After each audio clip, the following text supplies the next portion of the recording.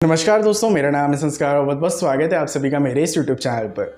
दोस्तों, जैसा कि आप सभी लोगों को पता है कि इंडियन रेलवेज करंटली 100% इलेक्ट्रिफिकेशन की तरफ में काफ़ी ज़्यादा तेज़ी से भाग रही है। इंडियन रेलवेज में अलग अलग रूट्स के ऊपर करंटली इलेक्ट्रिफिकेशन का काम जो है ये बहुत ही ज़्यादा तेज़ी से किया जा रहा है। इसके अलावा इंडियन रेलवेज ने 2030 तक नेट ज़ीरो एमिशन का भी टारगेट लिया है, यानी कि इंडियन रेलवेज के ट्रांसपोर्टेशन से या भी किसी तरह के ऑफिस वगैरह से किसी भी तरह का कोई भी कार्बन एमिशन जो है वो पूरी तरह से नहीं किया जाएगा या फिर इसको पूरी तरह से एलिमिनेट कर दिया जाएगा।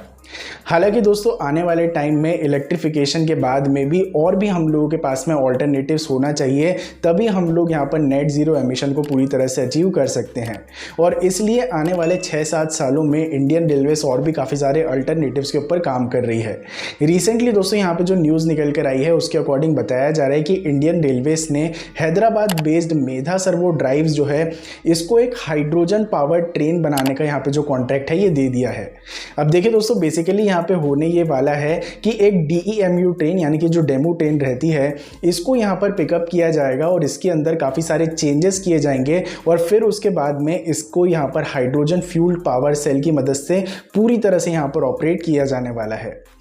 ऑन एन एवरेज अभी यहाँ पे बताया जा रहा है कि इस ट्रेन को यहाँ पर हाइड्रोजन में कन्वर्ट करने के लिए ऑलमोस्ट 70 करोड़ के आसपास का जो खर्चा है वो पूरी तरह से आने वाला है। हालांकि इंडियन रेलवेज के ऑफिशियल्स के अकॉर्डिंग ये भी बताया जा रहा है कि ये जो 70 करोड़ रुपए का खर्चा इनिशियली हम लोग करने वाले हैं ये आने वाले 2 साल के अंदर पूरी तरह से रिकवर भी कर लिया जाएगा।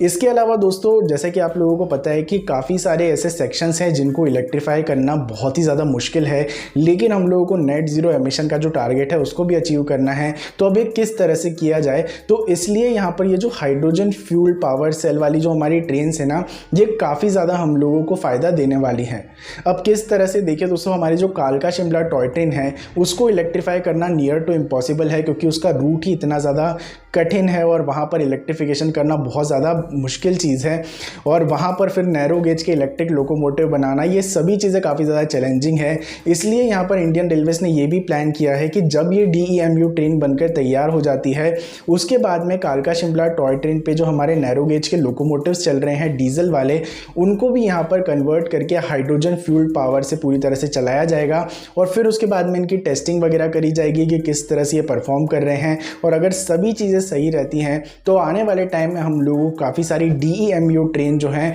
वो भी हाइड्रोजन से चलती हुई दिखेंगी और इसके साथ में हमारी काफ़ी सारी ये जो नैरो गेज की ट्रेन्स रहती हैं ये भी हम लोगों को हाइड्रोजन से चलती हुई दिखने वाली हैं। अब देखिए दोस्तों, ट्रेडिशनली हमारी जो DEMU ट्रेन्स रहती हैं उनके अंदर ऐसी काफ़ी सारी चीज़ें रहती हैं जो कि हाइड्रोजन पावर ट्रेन के अंदर ज़रूरी नहीं है। तो ऐसे में जब यहाँ पर इसको हाइड्रोजन ट्रेन के अंदर कन्वर्ट किया जाएगा तो ऐसे में काफ़ी सारी चीज़ें DEMU ट्रेन के अंदर से निकाल ली जाएंगी और काफ़ी सारी ऐसी चीज़ें जो कि हाइड्रोजन पावर ट्रेन को चलाने के लिए नेसेसरी हैं उनको यहाँ पर पूरी तरह से इंस्टॉल किया जाएगा। तो जिन चीज़ों को इसके अंदर से निकाल लिया जाएगा वो यहाँ पर रहने वाले हैं diesel engine, alternator, radiator, auxiliary generator, fuel tank, water piping. इसके अलावा यहाँ पर जो बैटरीज रहती हैं, इन्वर्टर्स रहते हैं, इन सभी को यहाँ पर DEMU ट्रेन से निकाल लिया जाएगा। अब देखिए दोस्तों, इलेक्ट्रिसिटी का ये पहला ऑल्टरनेटिव नहीं है जिसके ऊपर यहाँ पर इंडियन रेलवेज काम कर रही है। अब डीजल को छोड़कर हम लोगों को यहाँ पर दूसरी चीज़ों के ऊपर स्विच करना है, तो सबसे बेस्ट अल्टरनेटिव तो यहाँ पर इलेक्ट्रिसिटी है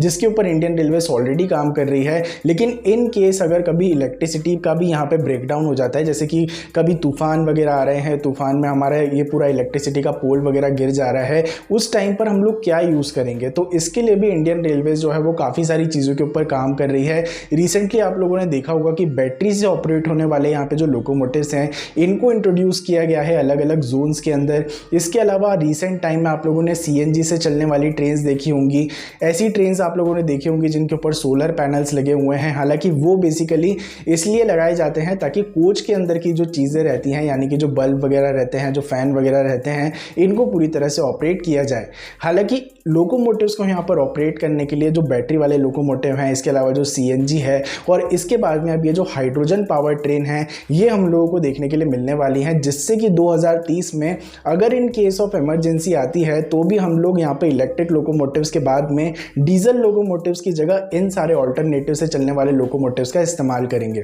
तो ऐसा कुछ होने वाला है फ्यूचर हमारी इंडियन रेलवेज का, और मोस्ट प्रोबेबली इस साल के एंड तक आप लोगों को ये जो ट्रेन है ये शायद देखने के लिए मिल सकती है, जो कि चलेगी हाइड्रोजन से। तो आप लोग कितना ज़्यादा एक्साइटेड है इसको देखने के लिए मुझको नीचे कमेंट बॉक्स में ज़रूर से बताइएगा। साथ ही साथ में इस प्लान को लेकर आप लोगों के बारे में क्या सोचना है ये भी मुझको नीचे कमेंट बॉक्स में ज़रूर से बताइएगा। आने वाले टाइम में काफ़ी सारी इंटरेस्टिंग वीडियोस आने वाली हैं चैनल के ऊपर, तो मेक श्योर कीजिए कि चैनल को सब्सक्राइब कीजिए और बेल नोटिफिकेशन को भी ज़रूर से ऑन कर लीजिएगा। बहुत ही जल्दी मिलेंगे एक और नई और फ्रेश वीडियो के साथ में, तब तक के लिए ध्यान रखिए अपना। Be a traveller, be a explorer. जय हिंद, जय भारत, वंदे मातरम।